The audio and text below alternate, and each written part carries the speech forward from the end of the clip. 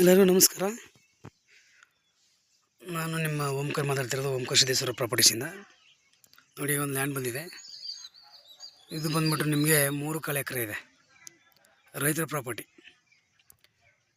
Red soil, ತುಂಬ red soil. ಒಂದು 8 ಅಡಿ ಎತ್ತರಿತಾದ್ರೂ ರೆಡ್ ಸಾಯಿಲೆ. ಚೆನ್ನಾಗಿದೆ ಭೂಮಿ. ಇದು ಬಂದ್ಬಿಟ್ಟು ನಿಮಗೆ ರೈತರ ಪ್ರಾಪರ್ಟಿ. ಒಳ್ಳೆ ಬಾಕ್ಸ್ ಟೈಪಲ್ಲಿ ಚೆನ್ನಾಗಿದೆ. ಓನರ್ ಟು ಓನರ್ ಸೀಟಿಂಗ್ ಇರುತ್ತೆ.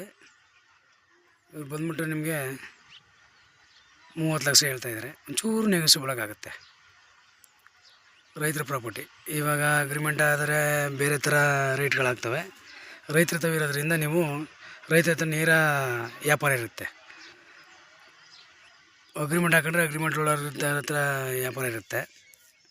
ಅಂದರೆ ಸ್ವಲ್ಪ ಡಿಮ್ಯಾಂಡ್ ಆಗುತ್ತೆ ರೈತರಿಂದ ಹೊಂಟೋಗ್ಬಿಟ್ರೆ. ಇವಾಗ ರೈತರ ಹತ್ರ ಇರೋದ್ರಿಂದ ನಿಮಗೆ ಒಳ್ಳೆ ನೆಗೋಸಿಬಲ್ ಆಗುತ್ತೆ. ನೋಡಿ, ತುಂಬ ಚೆನ್ನಾಗಿದೆ ಜಮೀನು. ಮಟ್ಟವಾಗಿ ಒಂದು ಸಮವಾಗಿ ತುಂಬ ಚೆನ್ನಾಗಿದೆ. ಇದಕ್ಕೆ ಅಂತಲೇ ನಿಮಗೆ ಅದು NH ಇಂದ 3 ಕಿಲೋಮೀಟ್ರ್ ಬರುತ್ತೆ. 3 ಕಿಲೋಮೀಟ್ರ್ ಬರುತ್ತೆ ಅಷ್ಟೇ.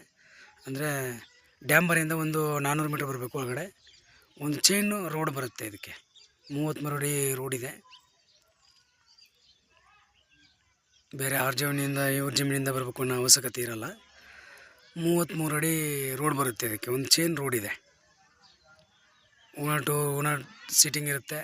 ನಮ್ಮದು 2% ಕಮಿಷನ್ ಇರುತ್ತೆ. ವಿಡಿಯೋ ಲೈಕ್ ಮಾಡಿ, ಸಬ್ಸ್ಕ್ರೈಬ್ ಮಾಡಿ.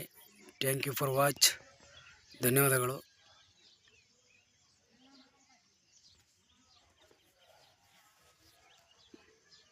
ನಿಮಗೆ ಮೈಸೂರಿಗೆ ಇದು 50 ಕಿಲೋಮೀಟ್ರ್ ಬರುತ್ತೆ. ಬೆಂಗಳೂರಿಗೆ 200 ಕಿಲೋಮೀಟ್ರ್ ಆಗುತ್ತೆ. ಊಟಿ ಹೈವೇ ರೋಡಿಂದ ಮೈಸೂರು ಟು ಗುಂಡ್ಲುಪೇಟೆ ಊಟಿ ರೋಡಿಂದ 3.5 ಆಗುತ್ತೆ.